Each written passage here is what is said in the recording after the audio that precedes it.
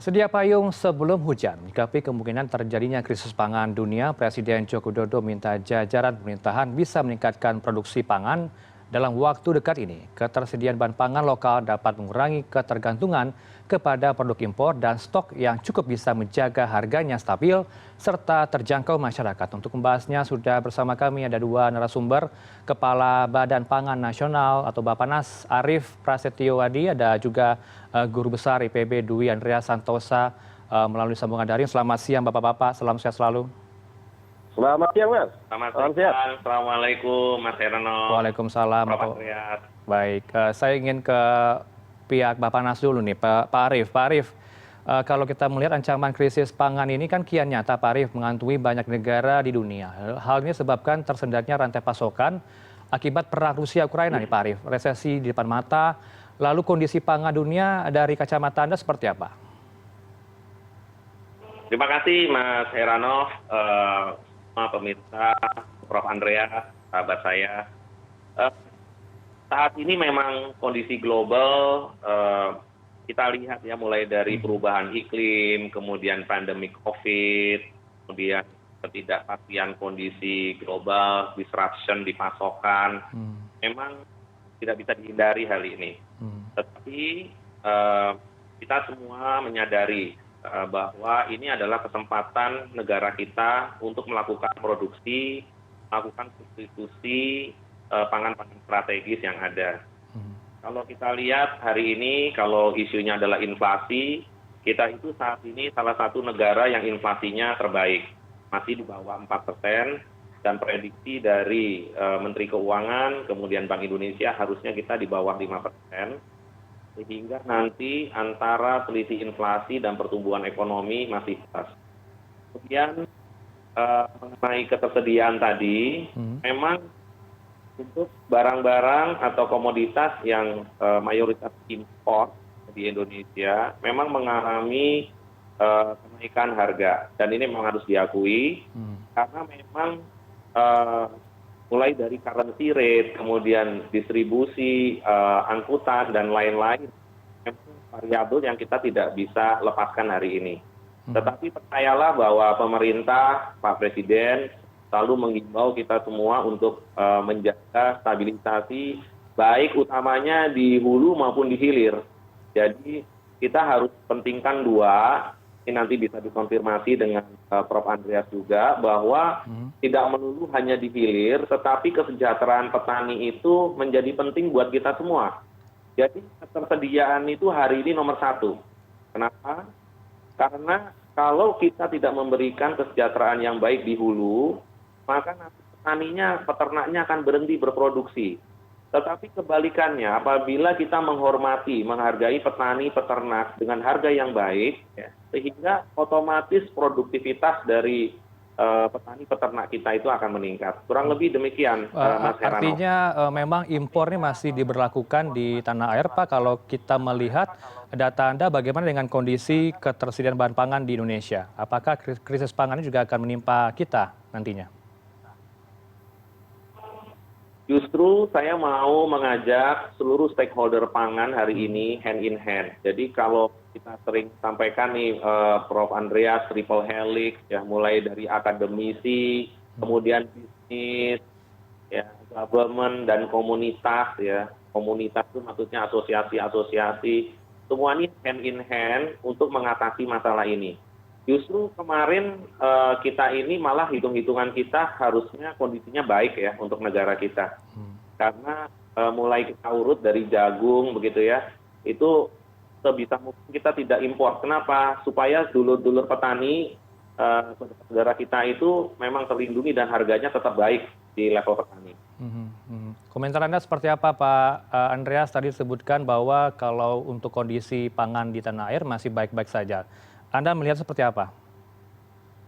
Ya, saya tadi kurang begitu menangkap ya yang disampaikan oleh Pak Arief, karena agak terputus-putus. Yang ya sudah barang tentu yang amat sangat menggembirakan dari saya, Pak Aris sebagai Kepala Bappenas sangat komit dengan kesejahteraan petani, itu saya kira yang penting. Tapi menyangkut hal yang lainnya ya, kalau kita lihat dulu di global, kita sebenarnya tidak hanya menghadapi krisis pangan, ya. Kita menghadapi 5 krisis secara bersamaan. Yang pertama sudah barang tentu tadi krisis pangan, lalu yang kedua itu krisis energi. Kita tahu bahwa harga minyak bumi ini meningkat relatif tinggi. Lalu yang ketiga ini krisis logistik. Logistik di dunia ini terganggu. Ya salah satu tadi juga sudah disampaikan akibat perang Rusia Ukraina. Lalu krisis yang keempat adalah krisis ketimpangan antara supply dan demand. Dalam arti apa? Permintaan melonjak sangat tinggi dengan mulai melemahnya pandemi COVID ini, tapi tidak diimbangi dengan supply-nya, dengan pasokannya. Lalu yang kelima sudah barang tentu krisis komoditas, karena kita tahu bahwa terutama untuk pertanian harga pupuk di dunia ini melonjak sangat tinggi, sekitar 2,5 sampai 3 kali lipat. Jadi itu 5 krisis yang berjalan bersamaan. Dan sudah barang tentu ini diperingatkan juga oleh World Bank bahwa di tahun 2022, 2023 dan 2024 dunia masih akan menghadapi 5 krisis tersebut, terutama krisis pangan. Jadi tahun 2023 nanti diperkirakan agak melandai. Tahun ini masih relatif tinggi. Kita harus menghadapi situasi di mana harga pangan masih relatif tinggi. Tahun 2023 nanti agak menurun. Tahun 2024 nanti naik lagi. Dan ini yang sebenarnya yang harus kita antisipasi jauh hari, baik oleh pemerintah maupun masyarakat Indonesia. Dan inflasi pangan di hampir seluruh negara di dunia saat ini ya sudah barang tentu negara berkembang pastinya bahwa inflasi pangan ini merupakan inflasi yang terbesar. Sebagai penyumbang inflasi total yang terbesar adalah inflasi pangan. Jadi ini ya meskipun sudah barang tentu saya amat sangat sependapat dengan Pak Arief tadi, ini hanya bisa diatasi salah satu caranya dengan peningkatan produksi dalam negeri. Kita ingat suasana saat ini, kondisi saat ini sudah mengorbankan satu negara. Kita ingat kerusuhan besar di Sri Lanka, penggantian pemerintahan di Sri Lanka yang baru-baru saja ini itu disebabkan oleh apa? Krisis pangan. Kan? Karena apa? Produksi pangan Sri Lanka ini menurun. Nah ini sama dengan akhir tahun 2018 ketika pemerintah Sudan menaikkan harga roti 3 kali lipat. Awal tahun berikutnya pemerintah Sudan jatuh. Kalau ditarik lagi ke belakang tahun 2011, di mana beberapa negara di Afrika Utara dan Timur Tengah hancur, rezimnya tumbang gara-gara juga krisis pangan di tahun 2011. Sehingga ini menjadi catatan penting bagi kita bersama, bagaimana mengamankan pangan, terutama pangan dalam negeri. Karena kalau impor, saya lihat data impor tahun ini ada kecenderungan lebih tinggi dibanding impor tahun lalu. Kalau kita melihat data yang sementara sekarang ini kan, sehingga ketergantungan kita untuk beberapa komoditas dari impor pangan ini semakin lama semakin tinggi. Yang sering saya gambarkan, kalau kita ambil impor 8 komoditas utama ya, tahun 2008 masih 8 juta ton, 10 tahun kemudian 2018 sudah 27,6 juta ton, hampir 20 juta ton hanya dalam tempo 10 tahun. Lalu kemudian menurun tahun 2019, tahun 2020 naik terus. 2021 kemarin lebih tinggi dibanding tahun 2018. Jadi ini yang menjadi catatan penting bagi kita bersama, bagaimana impor ini bisa kita kendalikan. Sudah barang tentu pengendalian impor ini akan berdampak terhadap petani kecil kita.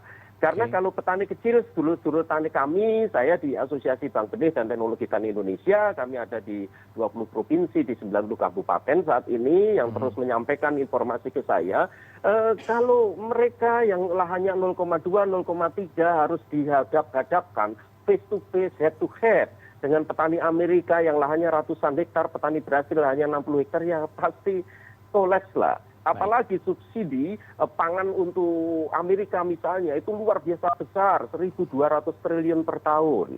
Jadi ini yang menyebabkan antar pangan, perdagangan pangan dunia itu sebenarnya tidak adil. Ya walaupun kita kemudian mendapatkan windfall sawit ya, walaupun sekarang harga sawit sudah drop lagi dalam tempo hanya kalau catatan saya ini dalam tempo 3 bulan terakhir sudah drop sekitar 50%, sehingga mengakibatkan petani sawit kita juga sengsara saat ini. Baik, Pak Jadi Andreas. banyak hal saya kira yang perlu kita diskusikan. Yang paling penting sebenarnya adalah bagaimana meningkatkan produksi pangan nasional. Baik. Dan yang terpenting bagaimana upaya meningkatkan produksi pangan nasional, sejahterakanlah petani. Jamin harga di level yang menguntungkan di tingkat usaha tani. Pemerintah mampu kok untuk melakukan itu. Kalau kita lihat padi ya, ini kalau saya kira yang perlu menjadi perhatian besar adalah padi, karena kalau kami lihat data di tengah bulan kemarin, bulan Juli, itu stok beras kita itu hanya 1 juta ton loh, Mas. Ini amat sangat mengkhawatirkan bagi saya. Baik. Karena apa? Stok beras selama ini setelah panen raya itu di atas 2 juta ton.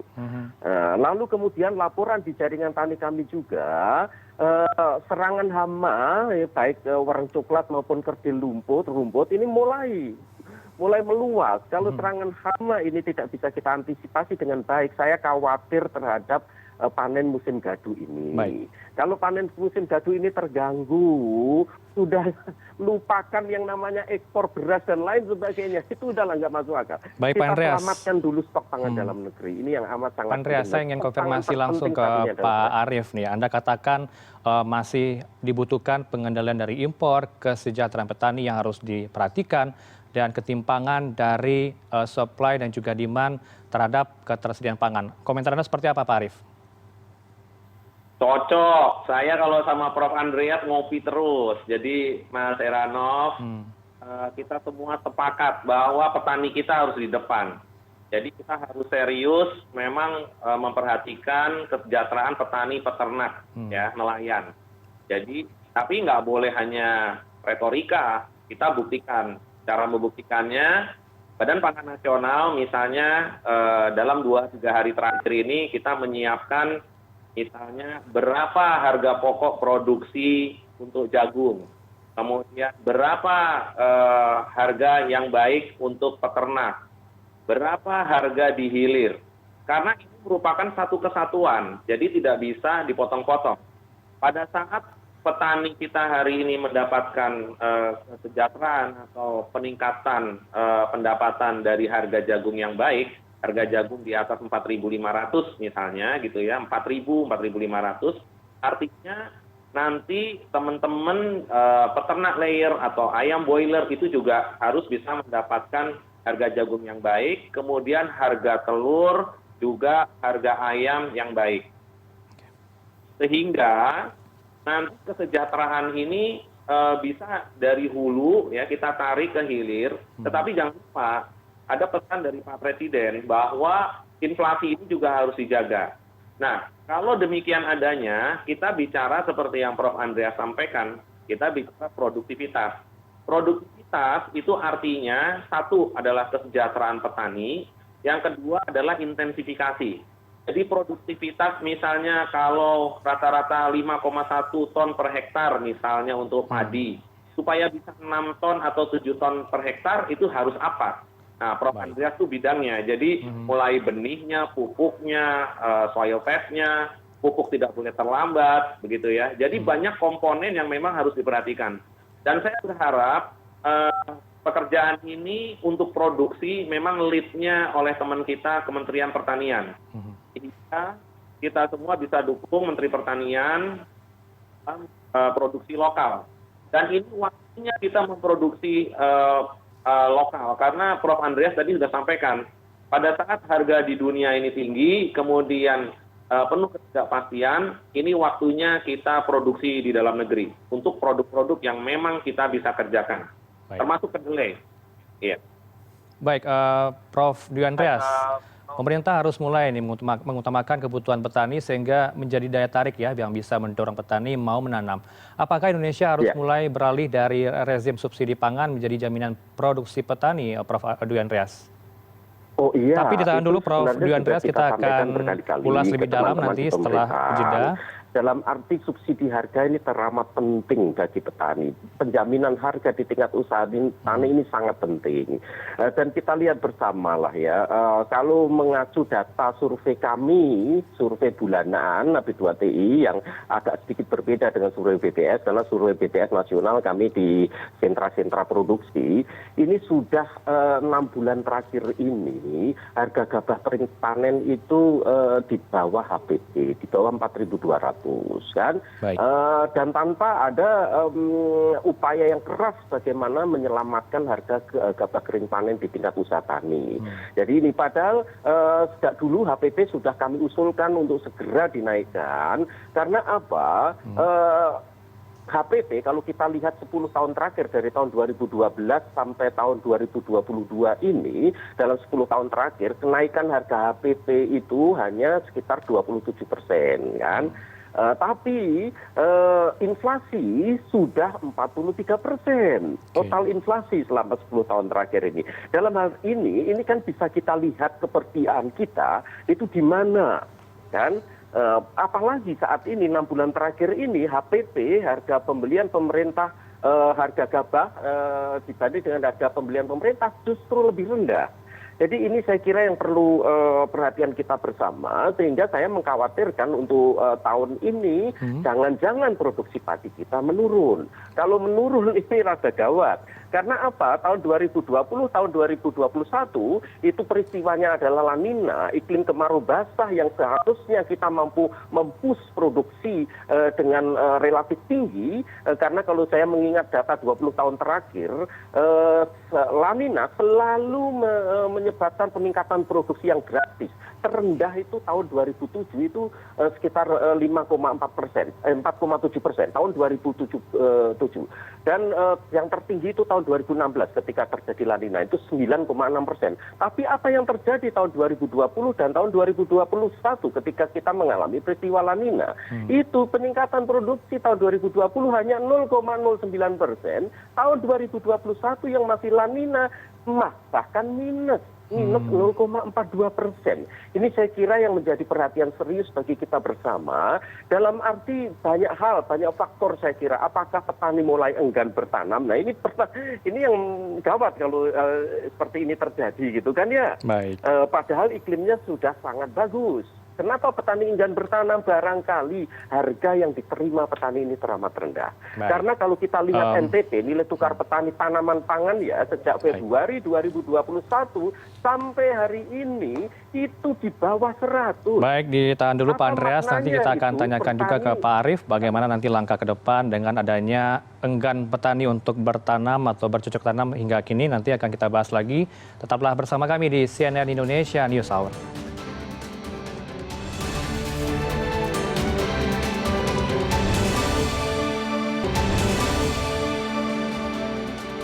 Anda masih bersama kami di CNN Indonesia News Hour. Kita lanjutkan kembali dialog kami bersama Prof. Dian Andreas dari Guru Besar IPB, dan juga tadi ada Pak Arief Prasetyo Adi yang sudah bergabung, Kepala Badan Pangan Nasional. Pak Arief dan juga Pak Dwi Andreas, saya ke Pak Arief terlebih dahulu, Prof. Sebelum ke Prof. Dwi Andreas, tadi Prof. Dwi Andreas, Pak Arief menyatakan ada keengganan dari petani untuk menanam. Apa yang membuat ini menjadi perhatian khusus dari Guru Besar IPB kita, dan juga tadi juga disebutkan bahwa apakah faktor cuaca ini sudah baik, apa yang membuat petani masih enggan untuk menanam padi hingga kini, Pak Arief? Ya, apa yang disampaikan Prof. Andreas betul. Jadi kalau petani itu tidak merasa menguntungkan menanam padi, ya pasti tidak akan menanam padi. Kalau merasa menguntungkan tanam jagung, hari ini Sumbawa semua panen jagung. Kenapa? Karena harga jagungnya lebih baik daripada harga padi, kurang lebih demikian. Ya, memang dukungan terhadap petani ini nggak main-main. Dukungan terhadap petani, peternak, nelayan ini harus kita dorong, karena produktivitas itu akan berbanding lurus dengan kesejahteraan petani, peternak, dan nelayan. Saya sepakat dengan Prof. Andreas, gitu. Baik. Kemudian Prof. Andreas, kalau benar tadi disebutkan masih bergantung terhadap impor, masih tinggi ya angkanya, apakah yang akan dilakukan oleh pemerintah untuk mengurangi ketergantungan ini ke depannya? tadi sudah kita diskusikan, Pak Arief juga memberi pernyataan seperti tadi, kesejahteraan petani itu sekarang ini harusnya menjadi core political will yang sangat kuat untuk pemerintah. Kan, jadi kalau political will kesejahteraan petani ini menjadi main tujuan goal utama pembangunan pertanian di Indonesia, kami jaminlah, Pak Arief, saya menjamin bahwa produksi pertanian kita akan meningkat, impor perlahan-lahan bisa kita turunkan. Lalu apa yang bisa dilakukan sudah barang tentu, karena itu kan juga sudah puluhan tahun kan juga seperti itu kan. Pemerintah yang kemarin itu berbagai program dilakukan. Pemerintah saat ini di yang tahun 2015 ada program Upsus kedelai, jagung, padi dan sebagainya kan, program Upsus. Tapi apa, impor terus-menerus meningkat. Kan berarti ada something wrong di sana, kan ada sesuatu yang salah di sana. Lalu dana-dana besar juga digelontorkan untuk itu. Nah, ya sudah barang tentu di mana? Kalau kita lihat, Mas, ini data terkait dengan 17 sektor usaha di Indonesia. Sektor mana yang pendapatannya terendah? Pertanian dari 17 subsektor usaha di Indonesia. Jadi bisa dari situ saja sudah kelihatan bahwa kita selama ini kebijakan pembangunan pertanian kita itu terlalu fokus ke konsumen. Kalau terjadi inflasi pangan, maka kita buru-buru melakukan upaya, melakukan intervensi yang begitu besar supaya inflasi yang disebabkan sektor pangan itu menurun. Tapi ketika harga di tingkat usaha tani ini jatuh, seolah-olah kita tidak melakukan apapun. Jadi itu yang amat sangat penting saya kira. Sehingga tadi betul bahwa kesejahteraan petani harus menjadi goal besar pemerintah saat ini.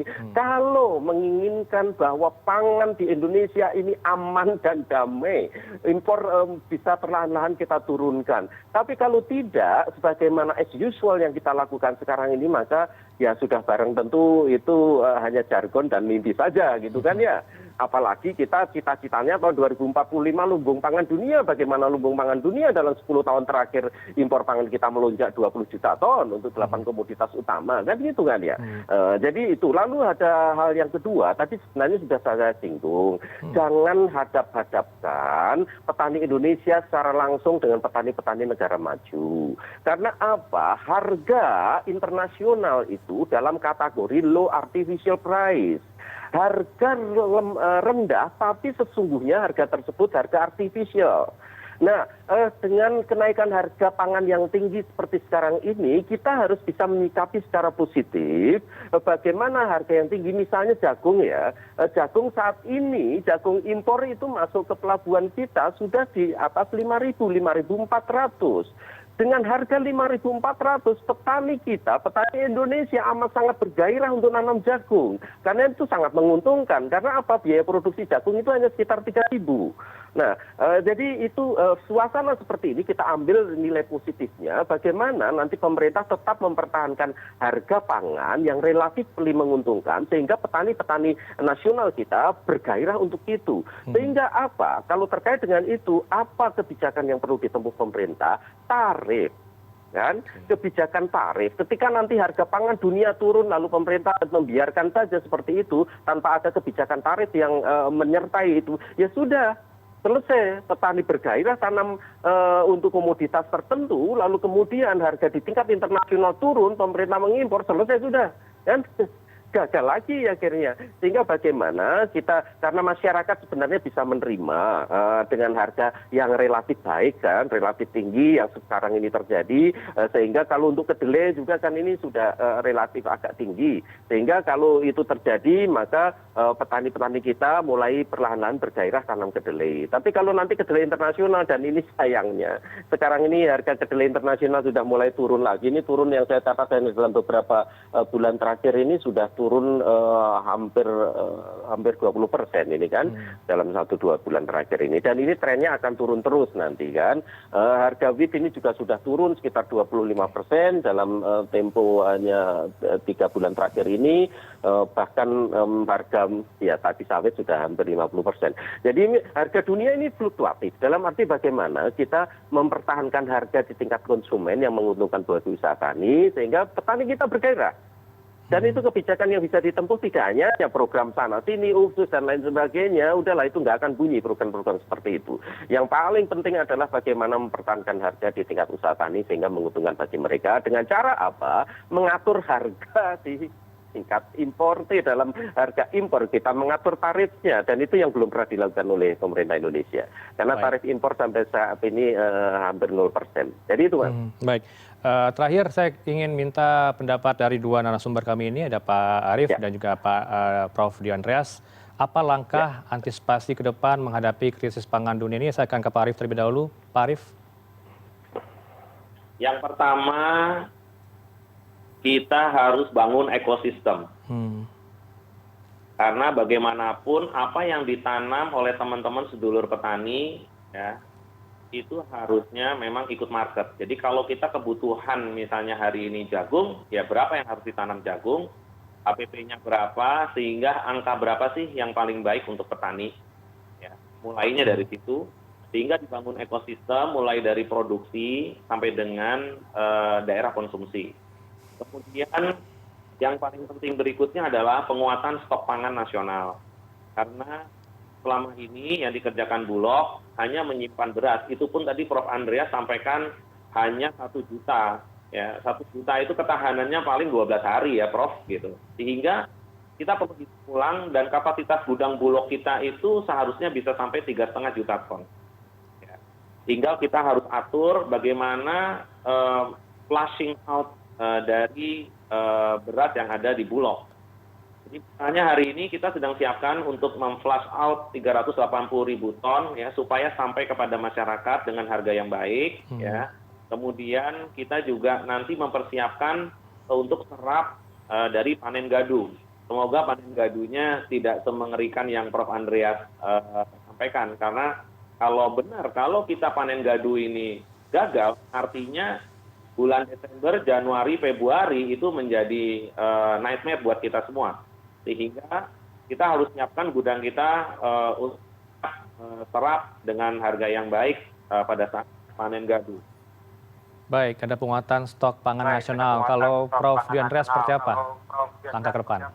Iya, sudah barang tentu penguatan stok pangan nasional ini sangat penting. Sehingga di sini peran Badan Pangan Nasional teramat penting untuk di masa depan sebagai lembaga kunci untuk mengatur tata niaga pangan, sudah barang tentu. Kalau stok pangan nasional ini memadai, mencukupi, sudah barang tentu ketika terjadi gejolak harga pangan, pemerintah bisa melakukan intervensi yang lebih bijak dengan cara apa? Menggelontorkan stok pangan yang dipegang oleh pemerintah. Jadi itu saya kira. Lalu hal yang kedua yang penting, saya kira tadi juga sudah kita bahas di depan, bahwa peningkatan kesejahteraan petani, perubahan mindset, kebijakan nasional harus saat ini diarahkan ke kesejahteraan petani, itu menjadi sangat penting. Lalu bagaimana caranya? Sebenarnya dulu Mas Arief, Pak Arief, lalu beberapa teman yang lain itu tergabung dalam rembuk pangan bidang rembuk nasional. Kami mendiskusikan terkait pangan. Dan itu sudah kami serahkan ke Presiden di bulan Oktober tahun 2017. Di bulan Februari 2018 kami dipanggil beliau, Pak Presiden kan menjelaskan tentang itu. Dalam arti konsepnya itu sudah ada.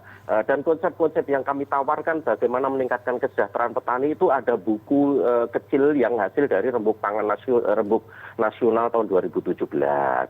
Salah satunya misalnya after sold direct payment itu sudah kami sampaikan, bagaimana setiap hasil setiap kilogram yang dihasilkan petani diberikan insentif. Katakanlah kalau untuk padi dia menghasilkan 1 ton padi diberikan insentif Rp500 per kilogramnya misalnya. Jadi banyak hal yang bisa kita lakukan supaya apa? Harga di tingkat usaha tani ini bisa ditingkatkan, bisa meningkat. Kalau kesejahteraan petani meningkat, maka sudah barang tentu sejahteralah kita juga gitu kan ya.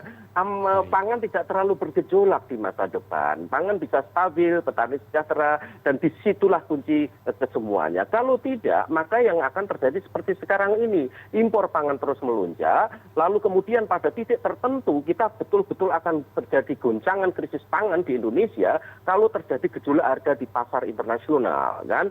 Contoh-contohnya sudah jelas, Sri Lanka, kan? Lalu Sudan, lalu sebelumnya di banyak negara di Afrika Utara dan Timur Tengah.